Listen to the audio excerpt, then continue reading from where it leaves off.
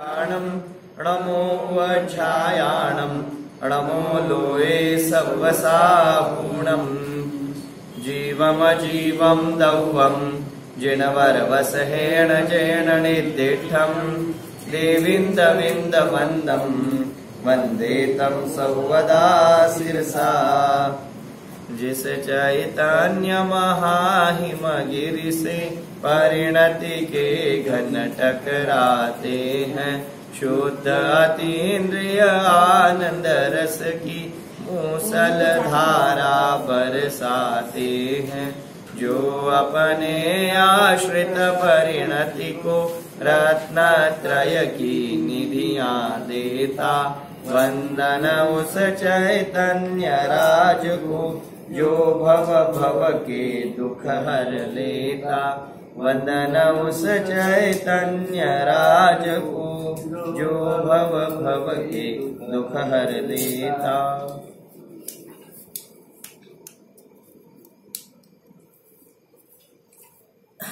आचार्य श्री नेमिचंद्र सिद्धांतीदेव विरचित बृहद्रव्य संग्रह या ग्रंथाचा स्वाध्याय करीत असताना आता आपण आजीवाधिकाराला प्रारंभ केलेला आहे।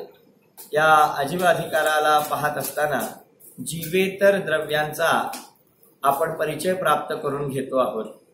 जीवेतर, जीव सोडून इतर, त्यांनाच अजीव द्रव्ये असे म्हणतात। आणि अशी अजीव द्रव्ये 5 आहेत: उद्गल, धर्म, अधर्म, आकाश आणि काल। यांचं सामान्य स्वरूप आपण थोडक्यात जाणून घेतलेलं आहे। पुढच्या एक एक गाथेमध्ये आचार्य भगवान पुन्हा विस्ताराने प्रत्येक द्रव्याचं स्वतंत्र स्वतंत्र स्वरूप सांगणार आहेत। मूर्तिक आणि अमूर्तिक या संकल्पनेद्वारे द्रव्यांचं वर्गीकरण सुद्धा आपण पाहिलं। कालच्या व्याख्यानामध्ये विशेष रीतीने आपण या अजीव द्रव्यांचा अभ्यास का करायचा, त्यांच्या पाठीमागे प्रयोजन सिद्धी काय आहे याच्या संबंधी आपण विस्ताराने चर्चा केली होती। जे इंद्रियांनी ग्राह्य आहेत आणि स्पर्श रस गंध वर्ण यांनी सहित आहेत असं द्रव्य मूर्तिक आहे, आणि जे इंद्रिय ग्राह्य नाहीत, स्पर्श रस गंध वर्णादींनी रहित आहेत असे द्रव्य अमूर्तिक आहेत। आणि त्यामुळे पहा, इथे प्रश्नोत्तरांमध्ये सुद्धा सांगितलेलं आहे मूर्तिक द्रव्य कशास म्हणतात, अमूर्तिक द्रव्य कशास म्हणतात, मूर्तिक कशास म्हणतात। स्पर्श रस गंध वर्ण यांनी युक्त अशा द्रव्यांना मूर्तिक द्रव्य म्हणतात। आणि सर्व मूर्तिक द्रव्ये रूपी म्हणजेच मूर्तिक आहेत। हे पुद्गल द्रव्य एकच मूर्तिक आहे आणि बाकीची 5ही द्रव्ये जीव धरून इतर बाकीची 5ही द्रव्ये काय आहेत, अमूर्तिक आहेत। अमूर्तिक कशास म्हणतात? ज्या द्रव्यांमध्ये स्पर्श रस गंध वर्ण हे गुण नाहीत त्यांना अरूपी किंवा अमूर्तिक द्रव्य म्हणतात।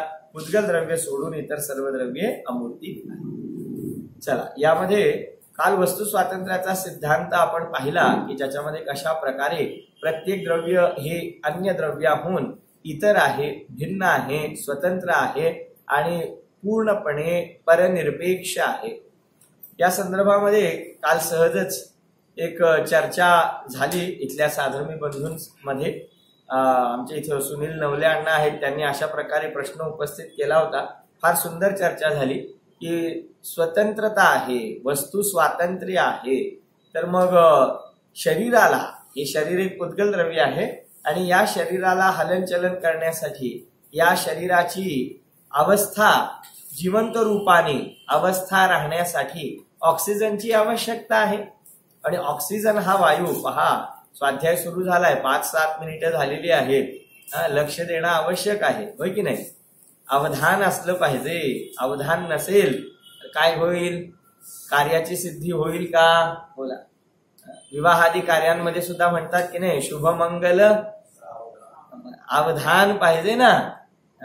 मग ऑनलाईन असलेल्याचा तोच एक काय प्रमाद होऊ शकतो। इकडे बोलणं सुरू आहे, मी चालेल का इकडे तिकडे बोलता तुम्हाला सांगितलं तर?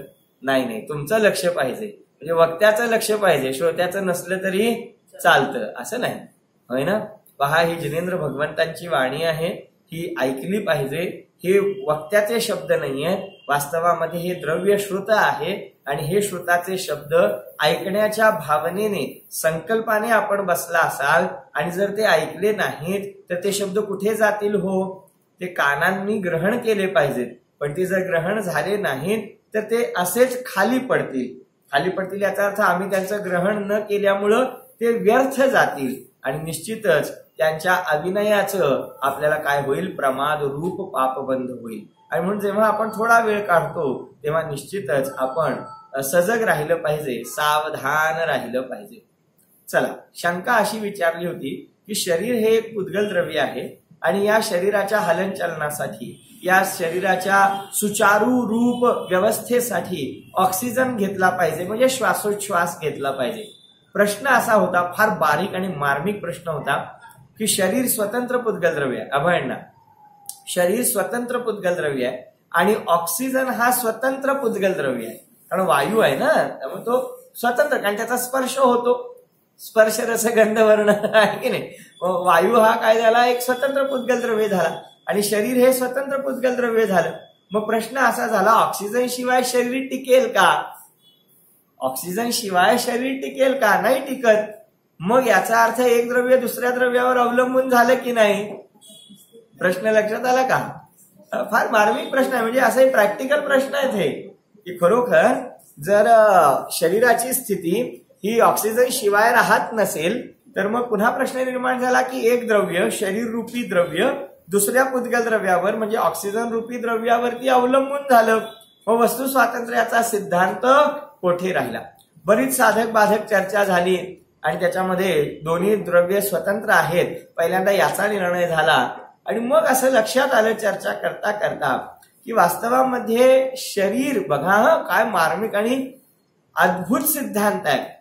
शरीर टिकताना दिसतं ते ऑक्सिजनमुळे, नो डाऊट, निसंशय. इकडे तुम्ही श्वासोश्वास घ्यायचा बंद केला की इकडे शरीर काय होणार आहे, सुटणार आहे किंवा शरीराचं संचालन बंद पडणार आहे. पण याचा अर्थ ऑक्सिजनमुळे शरीराची स्थिती आहे असं नाही. काय अद्भुत जैन दर्शन आहे. काय म्हणतं, शरीर टिकतं, शरीराचं संचालन होतं, हे शरीराचं स्वतःच्या योग्यतेने होणारे परिणमन आहे. आणि ऑक्सिजन किंवा प्राणवायू, वायू हे स्वतंत्र पुद्गल द्रव्य आहे, त्याचं परिणमन स्वतंत्ररित्या होणार आहे. आता शरीराचं संचालन स्वतःच्या योग्यतेने होत असताना ऑक्सिजन रूपी परद्रव्य, दुसरं पुद्गल द्रव्य त्याच्यामध्ये निमित्त आहे, हा व्यवहार झाला. परंतु ऑक्सिजन आहे म्हणून शरीर टिकतं असं नाही. बघा, शरीर टिकतं ते स्वतःच्या योग्यतेने, शरीराचं हलनचलन होतं ते स्वतःच्या योग्यतेने. पटत नाही ना हे? नाही पटणार, पण शेवटी नंतर अण्णांची चर्चा झाली आणि पटलं त्यांना. कसं काय पटलं? जर खरोखर ऑक्सिजनमुळेच संचालन होत असेल तर अर्हंत अवस्था जेव्हा पूर्णत्वास येते आणि 14वं गुणस्थान होतं अयोग केवली गुणस्थान, तर त्या अयोग केवली नावाच्या 14व्या गुणस्थानामध्ये जीव आहे आणि त्याचं सशरीर रूप अवस्था आहे, परंतु तेथे श्वासोच्छ्वास नाही, श्वास रूप प्राण नाही आणि तरी सुद्धा जीवाची स्थिती आहे. याच्यावरून लक्षात येतं की श्वासाशिवाय सुद्धा तेथे जीवन आहे. आणि दुसरी गोष्ट, श्वासामुळे जर शरीर चालत असेल तर श्वासोच्छ्वास लावून ठेवावा, ऑक्सिजन लावून ठेवावा, मग मरण यायला नको. पण इकडे ऑक्सिजन लावलेला असतो, ऑक्सिजन तरी सुद्धा शरीर नष्ट होतं, क्षरणाला प्राप्त होतं, म्हणजेच मरणाला प्राप्त होतं. याचाच अर्थ काय की वास्तवामध्ये शरीराचे परमाणू स्वतःच्या योग्यतेने हलनचलनाला प्राप्त होतात, जिवंतपणाला प्राप्त होतात, जे काही म्हणायचं आहे आपल्याला ते. आणि त्याच्यामध्ये श्वासोच्छ्वास रूपी परपुद्गल द्रव्य हे निमित्त आहे, वास्तवामध्ये ते नियामक कारण सुद्धा नाही. लक्षात आलं का? त्यामुळे मी श्वासोच्छ्वासावरती जगतो. बोला, हे सत्य आहे की असत्य आहे? वास्तवामध्ये असत्य आहे, म्हणण्यापुरता व्यवहार आहे. मी माझ्या जीवत्व शक्तीने जगतो हे तर खरंच आहे, पण ती जीवत्व शक्ती पण आपण बाजूला ठेवूया, गौण करूया. येथे म्हणतात हे शरीर सुद्धा केवळ ऑक्सिजन आहे म्हणून चालतं आहे असं नाही, या शरीराची योग्यता आहे तोपर्यंत चालतं आहे. एकदा या शरीराची योग्यता संपली आणि मग तुम्ही कितीही त्याला ऑक्सिजनचा पुरवठा केला म्हणून हे शरीर जगेल असं अजिबात नाही. लक्षात येत आहे? याचा अर्थ मी ऑक्सिजनवरती जगतो, अन्य पाण्यावरती जगतो, बाकीच्या सर्व संयोगांनी जगतो. वास्तवामध्ये हे सत्य नाही. सत्य तर हे आहे मूळ सत्य, सर्वात सूक्ष्म सत्य, की जीव स्वतःच्या जीवत्व शक्तीने जगतो, शरीराने नाही, श्वासोच्छवासाने नाही, आणि कोणत्याही परपुद्गल द्रव्याच्या आधारे नाही. त्याच्या पुढे स्थूल व्यवहार करायचा झाला तर मग हे शरीर सुद्धा जे परिणमनाला प्राप्त होतं किंवा जिवंत रूप त्याच्यामध्ये व्यवहार होतो, तो सुद्धा श्वासोच्छवासामुळे नाही तर शरीराच्या स्वतंत्र योग्यतेद्वारे. आणि जेव्हा शरीर स्वतःच्या योग्यतेने हलनचलन रूप कार्य करतं, बघा किती विशेष आहे. जोपर्यंत शरीराची एक सचेतन अवस्था आहे, म्हणजे जीवाने सहित अशी शरीराची अवस्था आहे, तोपर्यंत शरीराची अशी योग्यता आहे की ते शरीर सडत नाही, कुजत नाही, दुर्गंधीला प्राप्त होत नाही. आणि एकदा जीवाचा वियोग झाला, श्वासोच्छवासाची क्रिया बंद झाली की मग काय घडतं? शरीर क्षरणाला प्राप्त होतं, दुर्गंधीला प्राप्त होतं, सडणे गळणे रूप अवस्थेला प्राप्त होतं. आता आपलं शरीर का सडत नाही हो? विचार करा ना, का सडत नाही? मरण झाल्यानंतर लगेच उचला उचला का म्हणतात? काय कारण आहे याचं? की जीव येथे राहतो आहे त्याच्या निमित्ताने. हो, जीव राहतो म्हणून शरीर सडत नाही असं नाही आहे. पुन्हा एक द्रव्य दुसऱ्या द्रव्याचा करता होईल.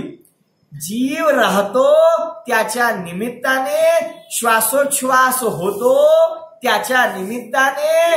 या शरीराची स्वतःची योग्यता आहे की ते त्या काळापर्यंत सडत नाही, नासत नाही, दुर्गंधीला प्राप्त होत नाही. बघा या शरीरासाठी आता किती लोकांना समजतं खरोखर त्यांची योग्यता काय. मी निमित्त काय सांगितलं की हे शरीर सडत नाही, याच्यामध्ये जीव द्रव्य जसा निमित्त आहे ना. मला सांगा मालकापुरांना, या शरीरासाठी जीव द्रव्य स्वद्रव्य आहे का परद्रव्य आहे? शरीरासाठी जीव द्रव्य स्वद्रव्य आहे की परद्रव्य आहे? मग थोडा थोडा परद्रव्य आहे का स्पष्ट परद्रव्य आहे? स्पष्ट भिन्न जातीय परद्रव्य आहे. बरोबर आहे ना? अगदी या शरीरासाठी ऐका हो, या शरीरासाठी त्यामध्ये वास करणारा जीव जसा भिन्न परद्रव्य आहे, अगदी त्याचप्रमाणे या शरीरासाठी जो ऑक्सिजन आहे, जो वायू आहे, तो सुद्धा भिन्न परद्रव्यच आहे. आणि या दोन परद्रव्यांच्या निमित्ताने आणि स्वतःच्या उपादानगत योग्यतेने हे शरीर संचालनाला प्राप्त होतं किंवा हलनचलन रूप क्रियेला प्राप्त होतं आणि त्याच्यामध्ये सडनगलनाची क्रिया होत नाही. बोला. 3 नंबरचा जो अभाव आहे, हा अत्यंत अभाव शेवटचा. हा बरोबर आहे. अन्योन्याभाव, अन्योन्याभाव तिसऱ्या नंबरचा अभाव उद्गारासाठीच आहे. हा बरोबर आहे ना. श्वासोच्छवास रूपी पुद्गल द्रव्य आणि शरीर रूपी पुद्गल द्रव्य यांच्या दोन पुद्गल द्रव्यांच्या वर्तमान पर्यायींमध्ये जो अभाव असतो त्याला अन्योन्याभाव असे म्हणतात. वर्तमान पर्यायींचा अण्णा त्या दोघांमध्ये अत्यंत अभाव पण आहे. वर्तमान शब्द आला होय ना, पण अत्यंत अभाव पण आहे. कारण शरीर हे एक परद्रव्य आणि ते परद्रव्य, त्या दोन द्रव्यांचा अभाव तो अत्यंत अभाव. आणि वर्तमान पर्यायींना मुख्य केला तर त्याचं नाव होणार अन्योन्य. अगदी बरोबर, सुंदर, खूप छान. चला आता या 4 अभाव. आता हे अन्योन्य अभाव म्हणजे काय? एकूण 4 अभाव असतात. प्राग अभाव, प्रध्वंसाभाव, अन्योन्य अभाव आणि अत्यंत अभाव. यांची चर्चा आपण करूया. खूप सुंदर चर्चा आहे. पहिल्यांदा अभाव कशाला म्हणतात ते सांगतो. एका वस्तूत दुसरी वस्तू नसणे याला अभाव म्हणतात. फार अवघड आहे ना? अहो फार सोपं आहे. एका वस्तूत दुसरी वस्तू नसणे याला म्हणतात अभाव. आणि असली तर सद्भाव, त्याचं नाव सद्भाव, आणि नसणं याचं नाव अभाव. असे अभावाचे एकूण 4 प्रकार आहेत. पुन्हा कधीतरी त्याची चर्चा करू. चला तर आता यामध्ये आपण पाहिलं की कसं प्रत्येक द्रव्याचं स्वरूप स्वतंत्र आहे आणि तरी सुद्धा आपण जीव काय करतो, या सर्व द्रव्यांमध्ये मी करता धरता हरता आहे, माझ्या मर्जीने कार्य झालं पाहिजे, अशा प्रकारची धारणा करून आम्ही दुःखाला प्राप्त होतो आणि अत्यंत आसक्तीद्वारे कर्तृत्व भावाला प्राप्त करून आम्ही बंध भावाला सुद्धा प्राप्त करतो. तर तेच सोडण्यासाठी येथे या अजीवाचं स्वरूप सुद्धा विस्ताराने सांगत आहे. चला आता 15 क्रमांकाची गाथा येथे आपण पूर्ण करतो आहोत आणि 16व्या क्रमांकाच्या गाथेला आपण प्रारंभ करूया. चला गाथा क्रमांक 16 आपण गाथा पाठ म्हणूया. आता या 16 क्रमांकाच्या गाथेमध्ये काय सांगतात, जे पहिलं द्रव्य, पहिलं अजीव द्रव्य होतं, पहिलं अजीव द्रव्य कोणतं, पुद्गल. कारण 6 द्रव्यांमध्ये पहिलं जीव द्रव्य आणि त्यानंतर 5 अजीव द्रव्य आणि त्यामध्ये पहिलं म्हणजे दुसरं एकूण द्रव्य ते पुद्गल द्रव्य. त्या पुद्गल द्रव्याच्या आता पर्यायी सांगतात. पुद्गल द्रव्याच्या पर्यायींचा येथे आपल्याला विस्तार सांगतात. फार मार्मिक चर्चा आहे, पहा. गाथा क्रमांक 16 पुद्गल द्रव्याचे पर्याय. सद्दो बंधो सुहुमो, सद्दो बंधो सुहुमो, सद्दो बंधो सुहुमो, सद्दो बंधो सुहुमो, थूलो संठान भेद तमच्छाया, थूलो संठान भेद तमच्छाया, थूलो संठान भेद तमच्छाया, थूलो संठान भेद तमच्छाया, उज्जोदादव सहिया, उज्जोदादव सहिया, उज्जोदादव सहिया, उज्जोदादव सहिया, पुग्गल दव्वस पज्जाया, पुग्गल दव्वस पज्जाया, पुग्गल दव्वस पज्जाया, शब्दबंध सूक्ष्म, शब्दबंध सूक्ष्म, शब्दबंध सूक्ष्म, शब्दबंध सूक्ष्म, स्थूलाकार खंड तमछाया, स्थूलाकार खंड तमच्छाया, स्थूलाकार खंड तमछाया, स्थूलाकार खंड तमच्छाया, रविशशि प्रकाश सहित, रविशशि प्रकाश सहित, रविशशि प्रकाश सहित, रविशशि प्रकाश सहित, पुद्गल द्रव्य पर्याया, पुद्गल द्रव्य पर्याया, पुद्गल द्रव्य पर्याया. पहा किती सुंदर सांगितलेलं आहे. आपण पहिल्यांदा शब्दार्थ पाहूया की पुद्गल दव्वस पज्जाया, पुद्गल दव्वस म्हणजे पुद्गल द्रव्याच्या, पज्जाया म्हणजे पर्यायी आहेत. अनुवादामध्ये दिलेलंच आहे पुद्गल द्रव्य पर्याया, म्हणजे ह्या सर्व पुद्गल द्रव्याच्या पर्यायी आहेत. कोणकोणत्या, त्यांची नावच दिलेली आहेत. सद्दो, सद्दो म्हणजे शब्द, बंधो म्हणजे बंध, सुहुमो म्हणजे स्थूल, सुहुम म्हणजे सूक्ष्म, सुहुम म्हणजे सूक्ष्म, थूलो म्हणजे स्थूल, संठाण, संठाण म्हणजे संस्थान, भेद म्हणजे भेद, तम, तम म्हणजे अंधार, छाया म्हणजे सावली, उज्जोद, उज्जोद म्हणजे उद्योत आणि आदव सह्या म्हणजे उद्योत आतप, उज्जोदादव आहे ना तो उद्योत आतप असा शब्द आहे आणि त्यामुळे आदव म्हणजे आतप असा शब्द आहे आणि उद्योत आणि आतप सहित हे सगळे पुद्गल दव्वस पज्जाया म्हणजे पुद्गल द्रव्याचे पर्याय आहेत. थोडक्यात या गाथेमध्ये बाकी काहीही सांगितलेलं नाही आहे. पुद्गल द्रव्याच्या पर्यायी म्हणजे अवस्था कोणकोणत्या आहेत यांचा येथे उल्लेख केलेला आहे.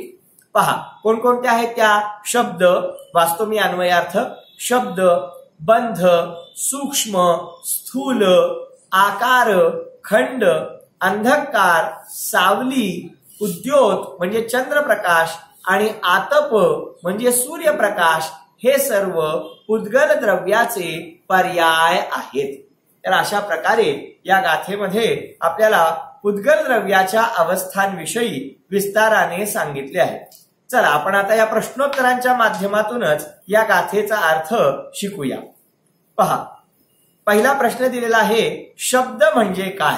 पुद्गलाच्या पर्यायी आहेत ना या सगळ्या. तर पहिला पुद्गलाचा पर्याय सांगितलेला आहे शब्द. अर्थपूर्ण वर्ण किंवा वर्ण समुच्चय म्हणजे शब्द होय. शब्द हा पुद्गलाचा पर्याय असून कानाचा विषय आहे. म्हणजे हे जे शब्द आपण ऐकतो आहोत, हा जो ध्वनी ऐकत आहोत, हा जो ध्वनी आहे, शब्द आहे, आवाज आहे, हे शब्द म्हणजे खऱ्या अर्थाने पुद्गल द्रव्याचे पर्याय आहेत, पुद्गल द्रव्याच्या अवस्था आहेत.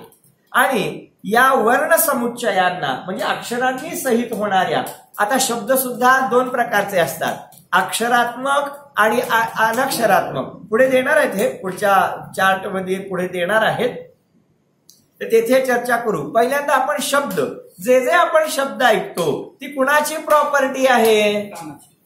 बोला, कुणाची प्रॉपर्टी आहे? पुद्गल द्रव्याची. आणि त्यांना ग्रहण कोण करतात? कान ग्रहण करतात. बोला, मग असं असेल तर तो मला असं म्हणाला, तो मला तसं म्हणाला, असं म्हणायचं असतं का? तसं म्हणायचं असतं का? बोला, असं जे होतं ते, आणि त्याच्यामुळे आम्ही दुःखी होतो. बोला, दुःखी होण्याचं काही कारण आहे का? नाही पटणार. हे काय सांगितलं? शब्द कुणाची प्रॉपर्टी आहे? पुद्गलाची. शब्दांवर स्वामित्व कुणाचं आहे? पुद्गलाचं. शब्द बनलेत कशापासून? शब्द ऐकू येतात ना, ऐकू येतात की नाही? मग ऐकू येतात याचा अर्थ स्पर्श, रस, गंध, वर्ण हे जे सगळे आहेत, आणि शब्द, तर हे शब्द जे आहेत ते पुद्गलाचे पर्याय रूप आहे.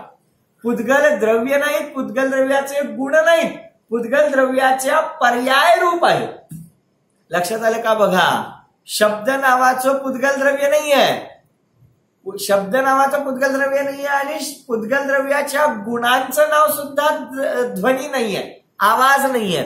तर पुद्गल द्रव्याची जी पर्याय उत्पन्न होते त्या पर्यायीचं नाव, एक नाव शब्द आहे. जे आपण सर्व कानांनी ध्वनी ऐकतो, शब्द ऐकतो, वास्तवामध्ये त्या पुद्गल द्रव्याचे पर्याय रूप आहेत, अवस्था रूप आहेत. आता पुढे बघूया की पुद्गलाचे पर्याय किती व कोणते. आता आपण बघितलेलेच आहे गाथेच्या आधारे. शब्द, बंध, सूक्ष्म, स्थूल, संस्थान, खंड, तम आणि छाया, आतप आणि उद्योत हे 10 पुद्गलाचे पर्याय म्हणजेच अवस्था आहेत. त्याच्यामध्ये काही शंका असेल तर विचारू शकता बरं का. आपण पहिल्यांदा एकेकाचं स्वरूप पहिल्यांदा समजावून घेऊया. पहा, समयसार ग्रंथामध्ये तर इतकी सुंदर चर्चा येते या संदर्भामध्ये की ऐका हा काळजीपूर्वक. शब्द म्हणत नाहीत की तू आम्हाला ऐक, रस असं म्हणत नाही की तू आम्हाला चाक, काय म्हणलं? स्पर्श असं म्हणत नाही की तू आम्हाला भोग, लक्षात आलं का ना? गंध असं म्हणत नाही की तू आम्हाला फुंग, बोला, हे असं म्हणत नाहीत. आम्ही स्वतःहून त्यांच्याकडे जातो आणि दुःखी होतो. काय गजब आहे. जी प्रॉपर्टी आपली नाही, बोला, त्याद्वारे दुःखी व्हायचं काय कारण आहे? बोला, खरंय, आम्ही दुःखी व्हायचं काय कारण? हा आमचा मोह आहे की ज्याद्वारे आम्ही शब्दांनी काय होतो? प्रताडित होतो, आणि आमच्या मोहाद्वारे आम्ही त्या शब्दांच्या निमित्ताने दुःखी होतो. वास्तवामध्ये शब्दांचा आणि जीवाचा कोणताही संबंध नाही. काय सांगितलं? शब्दांचा आणि जीवांचा कोणताही संबंध नाही. पूर्ण भिन्न द्रव्य आहेत. कशी भिन्न द्रव्य आहेत? कारण पुद्गल द्रव्याची पर्याय आहेत शब्द. मला सांगा, हे शब्द तुम्ही ऐकता आहात म्हणून तुम्हाला ज्ञान होतंय की नाही? काय काय काय हे शब्द ऐकता आहात म्हणून तुम्हाला ज्ञान होतंय की नाही? नाही अण्णा, शब्दांनी ज्ञान होतं की नाही? शब्दांनी ज्ञान होतं. तेच तर शिकायचं आहे की शब्दांनी ज्ञान होत नाही. काय सांगता? शब्दांमुळे ज्ञान होत नाही होत का? कारण ज्ञान करून घेणारा जीव द्रव्य आहे आणि शब्द आहेत ते पुद्गल द्रव्याची प्रॉपर्टी आहे. एक द्रव्य दुसऱ्या द्रव्याचा करता धरता हरता नाही. म्हणजे तुम्ही सांगता आहात शब्दांनी म्हणून तर आम्हाला कळतं आहे. काय झालं पुन्हा? काय हे शब्दांद्वारे सांगता आहात म्हणून कळतं आहे ना. शब्दांनी ज्ञान होत नाही. काय बाहुबली अण्णा, शब्दांनी ज्ञान होत नाही हे कशामुळे कळालं? शब्दांमुळे कळालं. वा वा वा. नाही ना, शब्दांनी ज्ञान होत नाही. शब्दांमुळे ज्ञान होत नाही. काय, व्हॉट इज द प्रूफ? शब्दांमुळे ज्ञान होत नाही. सांगू प्रूफ? इथे जर काय अण्णा, इथे जर कोणी फ्रेंच भाषा जाणणारा, जर्मन भाषा जाणणारा माणूस येऊन बसला आणि त्यानं माझं व्याख्यान ऐकलं, किती ज्ञान होणार? काय, अजिबात होणार नाही. विवेकजी स्पॅनिश माणूस आहे आणि तो माझं व्याख्यान ऐकतो आहे, शब्द शब्द त्याला स्पष्ट ऐकू येतो आहे, किती ज्ञान होणार? अजिबात होणार नाही. मग शब्दांनी ज्ञान होतं हे कुठे राहिलं? कारण शब्द तर त्याला ऐकू येत आहे. नाही होत. याचाच अर्थ स्वतःची योग्यता असेल तरच शब्द निमित्त होतात. बोला काय सांगितलं? किती सुंदर तत्वज्ञान आहे. शब्दांमुळे ज्ञान होत नाही, ज्ञान होतं ते आपल्या योग्यतेने होतं. वा, काय गजब आहे. म्हणजे आता सुद्धा जे ज्ञान होत आहे ते आम्ही कानांनी ऐकतो आहोत म्हणून आम्हाला ज्ञान होत आहे. हे मिथ्यात्व आहे की जे आम्हाला संसारात भटकवणार आहे. आणि हे ऐकता ऐकता जर तुम्ही अंतर्मुख झाला आणि तुम्ही अंतरंगामध्ये खरोखर हा विचार केला इथे बसल्या बसल्याच की नाही, हे जे शब्द कानांनी ऐकतो आहे याच्यामुळे मला ज्ञान होत नाही, ज्ञान तर माझा स्वभाव आहे, माझ्या स्वतःच्या योग्यतेने ज्ञान होत आहे. माझ्या ज्ञानामध्ये योग्यता असेल तर या शब्दांच्या निमित्ताची सुद्धा आवश्यकता नाही. काय सांगितलं? जर योग्यता आली, योग्यता महत्वाची आहे, कारण केवळ ज्ञान झाल्यानंतर योग्यता येते परंतु निमित्त कशाचंच उरत नाही.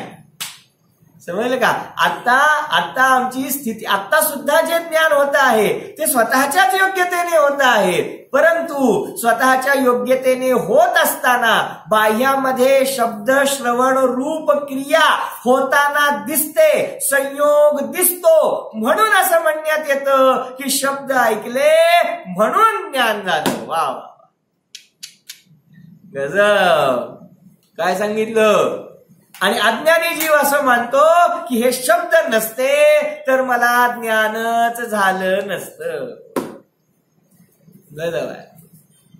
असं नाही आहे. त्या श्लोकांचा संग्रहच आहे समयसार ग्रंथामध्ये. अगदी बरोबर.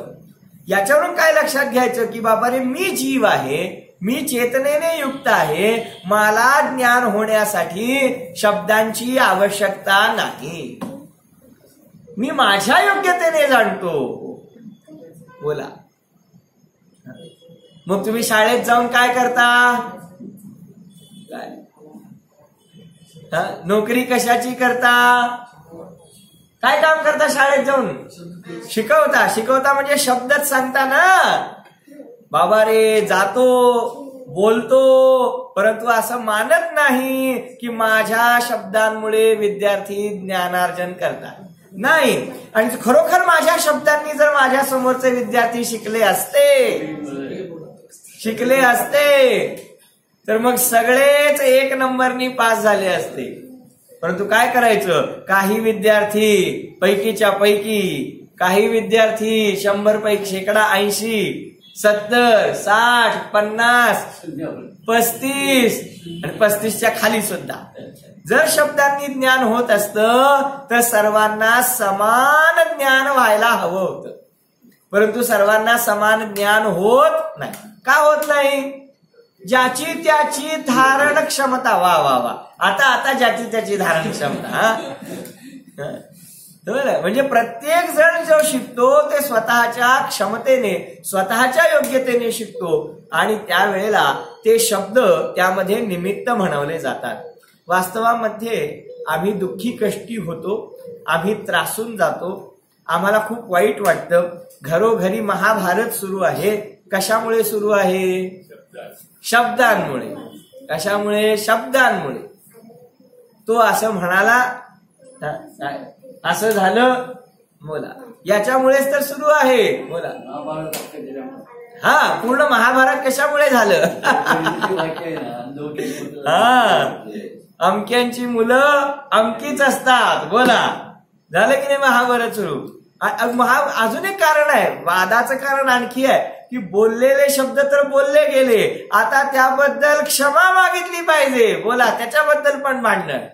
बोला, कदाचित क्षमा मागायला तयार झाले तर पहिला कोण क्षमा मागणार? यावर तुम्ही उत्तम क्षमेचं प्रवचन ऐकले की नाही दशलक्षण पर्वामध्ये?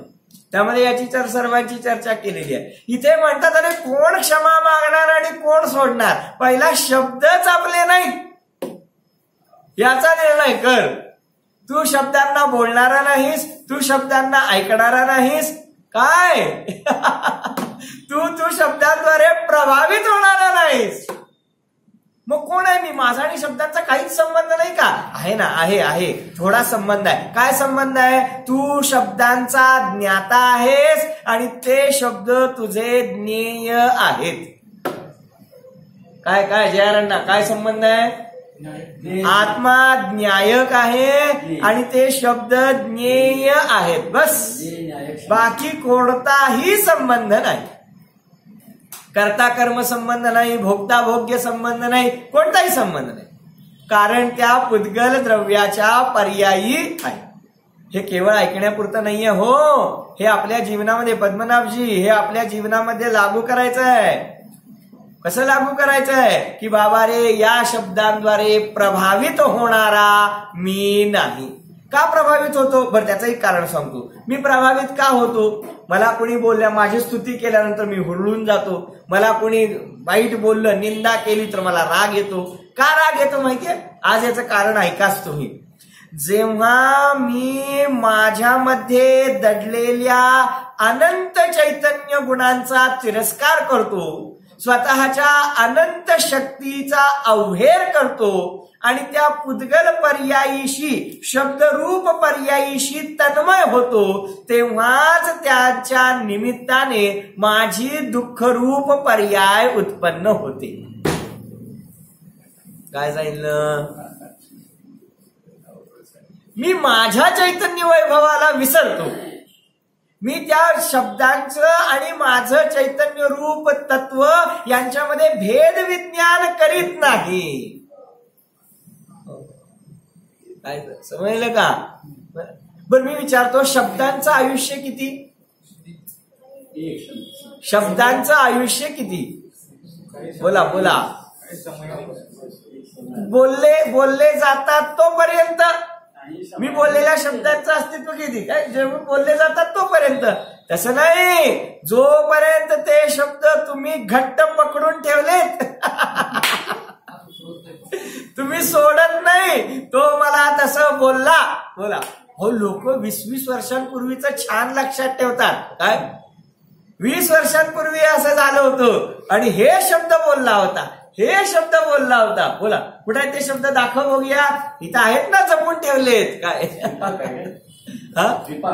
काय नाही, अहो ते शब्द तर तिथे संपले ना, परंतु हा जीव बाकी त्यांचा मोह अजिबात सोडत नाही आणि त्याद्वारे काळ जो आहे विपाकानुसार नाही, जीवाचा विपाक येथे आहे तो त्या पुद्गल त्या पुद्गल शब्दांची योग्यता. कारण भाषा वर्गणेचं परिणमनच काय होतं? शब्दांद्वारे होतं. आणि म्हणून आपण हे समजून घेतलं पाहिजे की हे शब्द पुद्गल द्रव्य रूप आहेत, माझ्यापासून भिन्न आहेत आणि मी त्यांचा करता भोगता नाही. त्यांचा आस्वाद, ऐका त्यांचा आस्वाद घेण्याची शक्तीच जीवामध्ये नाही. काय सांगितलं? नाहीये. शब्दांना भोगण्याची, शब्दांचा रस घेण्याची शक्ती जीवामध्ये नाही आहे, जाणण्याची शक्ती आहे. कळलं का? कारण त्याचे चतुष्टय भिन्न आहेत आणि आत्म्याचे चतुष्टय भिन्न. तर अशा प्रकारे हे शब्दरूप पर्याय खऱ्या अर्थाने जीवापासून भिन्न आहे. जीवाने त्याच्याशी भेद विज्ञान साधलं असता खऱ्या अर्थाने हा जीव सुखी झाल्या वाचून राहणार नाही. पुढे शब्दाचे प्रकार किती व कोणते? पुढच्या पानावरती ते दिलेले आहेत. पहा, शब्द भाषात्मक आणि अभाषात्मक पान नंबर 36 वरती दिलेले आहेत बघा. भाषात्मक म्हणजे तोंडाने उत्पन्न होणारे आणि अभाषात्मक म्हणजे वस्तूंच्या आघाताने उत्पन्न होणारे. अक्षरात्मक आणि अनक्षरात्मक त्यालाच काय म्हणतात, अक्षरात्मक आणि अनक्षरात्मक. मी जे बोलतो आहे, तुम्ही जे बोलता, ज्याला विशिष्ट अर्थ आहे, अक्षरांनी युक्त जी भाषा आहे त्याला म्हणतात तोंडाने उत्पन्न होणारे भाषात्मक शब्द, अक्षरात्मक शब्द. आणि अभाषात्मक म्हणजे हे बघा, हे जे ध्वनी रूप आहेत की ज्याच्यामध्ये भाषा नाही आहे, अक्षर नाही आहेत, आवाज आहे, त्याला काय म्हटलं जातं, अनक्षरात्मक किंवा अभाषात्मक शब्द. पुढे भाषात्मकाचे अक्षरात्मक आणि अनक्षरात्मक असे काय केलेले आहेत, 2 प्रकार केलेले आहेत. अक्षरात्मक म्हणजे विविध भाषा, वेगवेगळ्या भाषा ज्या आपण बोलतो त्या सगळ्या अक्षरात्मक मध्ये येतील. आणि अनक्षरात्मक भाषा म्हणजे तिर्यंच इत्यादी जे आहेत, हे बघा, त्रस तिर्यंचांची भाषा, मनुष्यांची देहबोली, दिव्य ध्वनी, या सगळ्या ज्या भाषा आहेत त्या अनक्षरात्मक भाषांमध्ये येतात. उदाहरणार्थ कुत्रा भुंकतो, कुत्र्याची भुंकणे रूप जीव आहे ना तो, मग त्या जीवाची तिर्यंच रूप जीव आहे, तर त्याची जी काही भाषा, त्याचं जे काही भुंकणं आहे ते सगळं कशामध्ये जाणार आहे, अनक्षरात्मक भाषेमध्ये जाणार आहे. मनुष्यांची देहबोली ती सुद्धा म्हणजे विशिष्ट प्रकारचा आवाज काढून जे काही बोललं जातं की ज्याच्यामध्ये अक्षर नाही आहे, परंतु नाही विशिष्ट प्रकारे शिटी वाजवणं वगैरे आहे ना, हा हे आवाजच आहे परंतु काय आहे, भाषात्मक नाही आहे किंवा अक्षरात्मक नाही आहे, त्याला म्हणायचं आहे मनुष्यांची देहबोली रूप त्याचा प्रकार. दिव्य ध्वनी सुद्धा काय आहे, अनक्षरात्मक आहे, त्यांच्यामध्ये अक्षर नसतात. ओम अशी एक अक्षर रूप असणारी ती दिव्य ध्वनी ही सुद्धा त्याचाच एक प्रकार आहे. पुढे अभाषात्मकचे प्रकार बघूया, त्याचे पण 2 प्रकार होतात, प्रायोगिक आणि वैश्रसिक.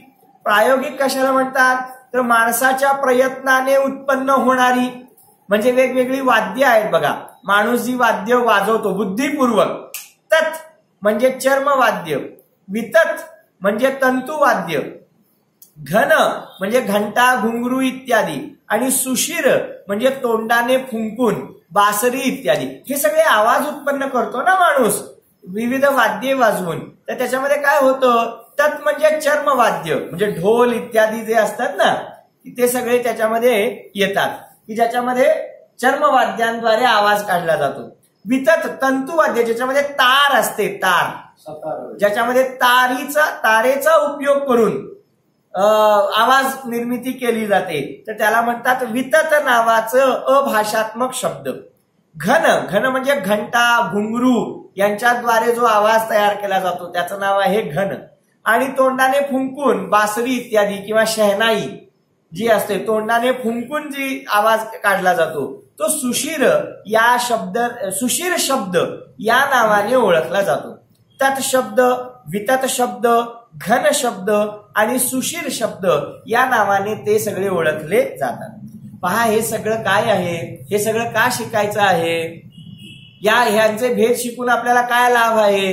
तत्, वितत, घन, सुशीर.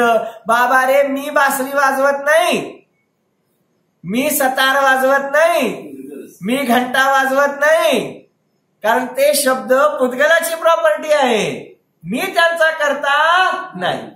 हे शिकण्यासाठी हे भेद प्रभेद शिकायचे आहे. पुढे माझ्या निमित्ताने ते उत्पन्न होत असतील परंतु वास्तवामध्ये ते पुद्गल द्रव्याचेच पर्याय आहे. आता वैश्रसिक म्हणजे स्वाभाविक, ज्याच्यामध्ये मनुष्याचं काही कर्तृत्व नाहीये, निमित्त रूपपणा पण नाहीये. ढग गडगडतात, ढगांचा गडगडाट होतो, ओढे वाहतात, नाले वाहतात, नदी खळ खळ खळ असा आवाज करीत वाहते, धबधब्याचा आवाज होतो. हे जे सगळे आवाज आहेत, वाऱ्याचा जोरदार आवाज होतो, हे जे नैसर्गिक सगळे आवाज आहेत त्यांना वैश्रसिक शब्द असे म्हटले जाते. तर अशा प्रकारे येथे पहिला जो प्रकार आहे शब्द, त्या शब्दरूपी पुद्गल द्रव्याच्या पर्यायाची आपण विविध प्रकारांच्या माध्यमातून चर्चा केलेली आहे. यांचा अजून खूप विस्तार करता येईल, पण तेवढा विस्तार काही मला ठाऊक नाहीये. मी सांगतो एवढाच विस्तार आपल्याला पुरे आहे.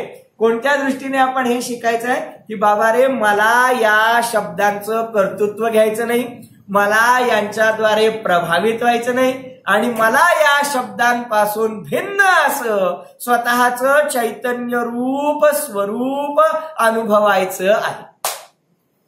हो, अद्भुत आहे. याद्वारे काय होईल की शब्दांनी प्रभावित होऊन, दुःखी होऊन जो अबोला धरला जातो, काय आता 20-20 वर्ष बोलायचंच नाही, 4-4 दिवस बोलायचंच नाही, बोला. आणि माझी जी माफी मागण्याची तीव्र इच्छा आहे ती सगळी इथं सुटून जाते, कारण शब्दांचं कर्तृत्व माझ्याशी नाही. मी शब्दांचा आणि माझा संबंध नाही, माझ्या ज्ञानामध्ये सुद्धा शब्दांचं कर्तृत्व नाही. अशा प्रकारे जेव्हा या शब्दांपासून भिन्न असं स्वतःचं चैतन्य स्वरूप ओळखता येणं, खऱ्या अर्थानं हेच पुद्गल द्रव्याच्या शब्द पर्यायीचं ज्ञान करून घेणं आहे. त्याचाच तो लाभ आहे. बाबा रे, इतकं जरी झालं तर मनुष्याचं जीवन बऱ्यापैकी सुखी झाल्या वाचून राहणार नाही. पहिल्यांदा याचं दृढ श्रद्धान करणं गरजेचं आहे. पुन्हा मनामध्ये प्रश्न येईल की मग कुणीही बोललं तर आम्ही काहीच म्हणायचं नाही का? आम्ही दुर्लक्ष करायचं का? किंवा आम्ही का लक्ष द्यायचं नाही? तर त्याचं कारण आहे बाबा रे, दोन्ही द्रव्य भिन्न भिन्न आहे. हे पहिल्यांदा समजून घे. भेद विज्ञान महत्वाचं आहे. भिन्न आहेत म्हणून भिन्न मानायचं आहे. आहेत एक प्रभावित होतो तरी सुद्धा आता माझं नुकसान आहे त्यात म्हणून त्याला भिन्न करायचं आहे, भिन्न मानायचं आहे, असा भाग नाहीये. मी आता एक मिनिटात सांगतो, फार विस्तार करीत नाही. हे बघा, शब्द आपल्यापासून भिन्न आहेत. चैतन्याचं स्वरूप शब्दांनी रहित आहे, शब्दांचं स्वरूप चैतन्याने रहित आहे. इतकं सगळं सांगितल्यानंतर सुद्धा हा जीव शब्दांनी प्रभावित व्हायचं काही सोडत नाही. का सोडत नाही? त्याचं कारण आहे मी का सोडू? समजलं का? तर त्याचं कारण हे आहे, सोडायचं कारण हे आहे, कारण मुळात वस्तू स्वरूपात हे शब्द पुद्गल द्रव्याची पर्याय आहेत. मग तू पुद्गल आहेस का? नाही, तू जीव आहेस. मग तुझ्या जीव द्रव्यात शब्द नाहीत. ऐका, तुझ्या जीव द्रव्यात शब्द नाहीत. तुझ्या जीव द्रव्याच्या कोणत्याही गुणामध्ये शब्द नाहीत. आणि तुझ्या जीव द्रव्याच्या अनंत गुणांच्या अनंत पर्यायींपैकी कोणत्याही पर्यायीमध्ये शब्द नाहीत. मग तुझ्या द्रव्यात शब्द नाहीत, गुणात शब्द नाहीत, पर्यायीत शब्द नाहीत, म्हणजे तुझ्या स्वचतुष्टयामध्ये शब्दांचं अस्तित्वच नाही. याचा अर्थ तुझं चैतन्य स्वरूप शब्दांनी रहित आहे. आणि जे शब्द आहेत ते कशापासून बनलेत? ते पुद्गल द्रव्याचे पर्याय रूप आहे. म्हणजे त्यांचं सगळं स्वामित्व, त्यांची सगळी मालकी ही कुणाकडे जाते? पुद्गल द्रव्यांकडे जाते. मग तुझं आणि पुद्गल द्रव्यांचं जर भिन्नत्व असेल तर तू त्यांच्यापासून प्रभावित व्हायचं काय कारण आहे? बोला. हे जर आपण मुळात तत्व समजावून घेतलं की खरोखर हे शब्द माझ्या मूळ स्वरूपापासून भिन्न आहेत, म्हणून मला त्यांच्यापासून भेद विज्ञान साधायचं आहे, तरच त्यांच्यापासून जीव अलिप्त राहू शकतो. लोक म्हणतात माझा क्रोध कसा आवरायचा? राग फार येतो, राग कसा कमी करू? बाबा रे, हे भेद विज्ञान पहिल्यांदा कळणं गरजेचं आहे. हे भेद विज्ञान समजलं तरच जीवनातील विकार दूर होऊ शकतो, अन्यथा दूर होऊ शकत नाही. सर्व प्रकारे समजावून सांगितल्यानंतर सुद्धा जीव अनादिकालीन संस्कारामुळे या शब्दांपासून स्वतःची नाळ तोडत नाही. आणि व्याख्यान ऐकल्यानंतर काही मिनिटातच पुन्हा या शब्दांच्या जाळ्यामध्ये अडकतो आणि शब्दांनी मी प्रभावित होणार आहे हेच मानतो आणि पुन्हा त्याची गाडी जशीच्या तशी उद्यापासून नाही, काही वेळापासून पुन्हा चालू होते. लगेच लोक म्हणतात, आज काय सुंदर विषय सांगितला, इतकं सुंदर सांगितलं, आम्हाला सगळं कळालं, त्यांनी सांगितलं म्हणून आम्हाला कळालं. जय हो.